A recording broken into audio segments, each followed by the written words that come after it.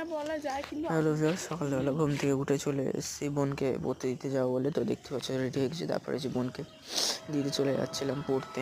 তো দেখতেই পাচ্ছ রাস্তা দিয়ে চলে যাচ্ছি, আর সকালের ভিউটা কিন্তু খুব সুন্দরই ছিল। তারপরে এই যে দেখতেই পাচ্ছ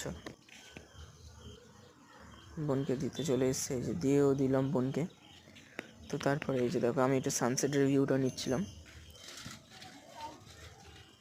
তারপরে এই যে আমি সাইকেল চালাতে কিন্তু আমি আবার বাড়িতে চলে আসলাম।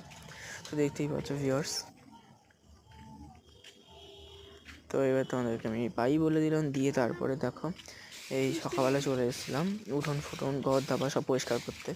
তো দেখতে পাচ্ছ এগুলো সব পরিষ্কার করে নিচ্ছি উঠোন। তো এই যে দেখো সব ঝাঁট দিয়ে পরিষ্কার করে নিয়েছি, দেখতেই পাচ্ছ। তো তারপরে আমি টাটা করে দিলাম। তো তারপর দেখো রেডি হয়ে গেছি আবার। এই তো ভাইকে স্কুলে দিতে গেছিলাম, আমাদের এখানকার স্কুলে কামরাবাদ ভয়েসে দিতে গেছিলাম ভাইকে।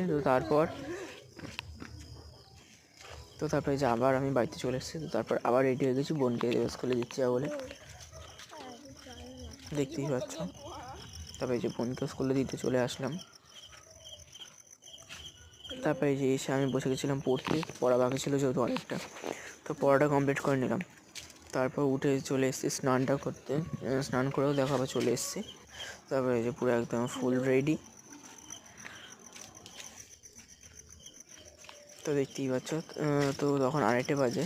তারা যখন স্নান টান করে খেয়ে দিয়ে উঠলাম, তারপরে কিছুক্ষণ একটু শুয়ে তারপর আবার চলে গেছি 4:30টার সময় পড়তে।